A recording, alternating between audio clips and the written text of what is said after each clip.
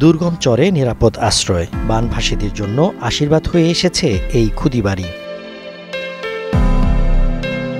জামালপুরের ইসলামপুরে চরাঞ্চলের বাসিন্দা শারীরিক প্রতিবন্ধী খুরশেদ আলম ও ফিরোজা দম্পতি। গত বছরের বন্যায় বসতভিটা তলিয়ে যাওয়ায় ৩ মেয়ে ও ১ ছেলে নিয়ে অকুল পাথারে পড়েন তারা।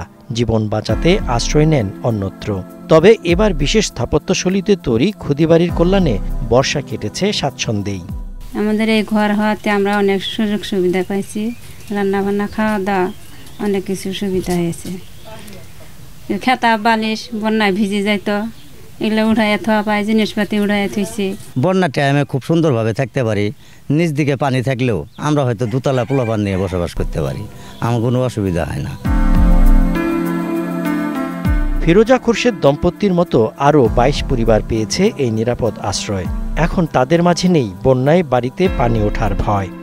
ঘর দেওয়াতে মেলা সুবিধা হয়েছে, উপরতলা জানলা খুলে দিয়ে তাইলে খুব বাতাস মেলাই পাওয়া যায়। বন্যা আলিস দৌড় ভাড়া নাকছে, ভাঙ্গিয়া গেছে, বাইসা গেছে মানুষ, এর আমাদের তো চিন্তা নাই। 2টা হাঁস পারলাম, 2টা মুরগি পারলাম, 2টা ছাগল, এগুলা নিচে থইলাম, উপরে আমরা থাকা পারতেছি।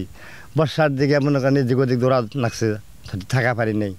এখন তার দৌড়াদৌড়ি করা লাগে না, বর্ষায় উপরে উঠে থাকা পারি।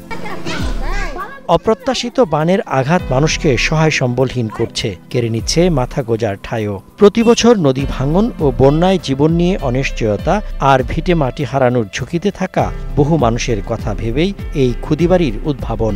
হালকা ও খুলে জোড়া দেওয়ার মতো সহজ নকশায় তৈরি বাড়িটি। এতে ব্যবহৃত উপকরণও সহজলভ্য। বাঁশ, কাঠ, টিন ও ইস্পাত দিয়ে তৈরি এই স্থাপনাগুলো পানির উচ্চতা বাড়লেও থাকে নিরাপদ। আর নদী ভাঙন কিংবা দীর্ঘস্থায়ী বন্যার ঝুঁকি দেখা দিলে বাড়িগুলো সরিয়েও নেওয়া যায় সহজেই। বন্যা চলাকালে তীব্র বাতাস ও ভারী বৃষ্টিতেও তাতে থাকবে মাথা গোঁজার ঠাঁই।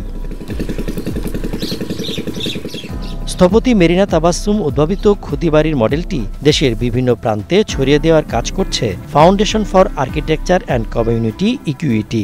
প্রতিষ্ঠানটির কো চেয়ারপারসন জানান, এখন পর্যন্ত ৭৮টি বাড়ি নির্মাণ করা হয়েছে এই মডেলে। আমি এরকম একটা বাড়ি বানাতে চাই, আমি পয়সা করে জোগাড় করেছি, তাহলে হচ্ছে যে তখন আমরা বলো ওকে, আমরা এই বানানো কিভাবে বানাতে হয় সেটা আপনাদেরকে শিখিয়ে দিই। সেইটা করার জন্য আমাদের কিন্তু আমরা সবসময় রেডি আছি। স্থানীয় প্রশাসন জানায়, খুদিবাড়ি মডেল পুরো উপজেলায় ছড়িয়ে দিতে কাজ চলছে পুরোদমে। ঘরগুলো দেখেছি এবং আমরা সেই ঘরগুলো রেপ্লিকা যেন আরো ব্যাপকভাবে তৈরি করে অন্যান্য যারা হতদরিদ্র জনগোষ্ঠী আছে তাদের মাঝে ছড়িয়ে দেওয়া যায়, সেই লক্ষ্যে উপজেলা প্রশাসন বা জেলা প্রশাসনের পক্ষ থেকে কিছু করা যায় কিনা সেটি ফিজিবিলিটি স্টাডি করছি। আশা করছি খুব দ্রুতই তাদের জন্য কিছু করতে পারবো।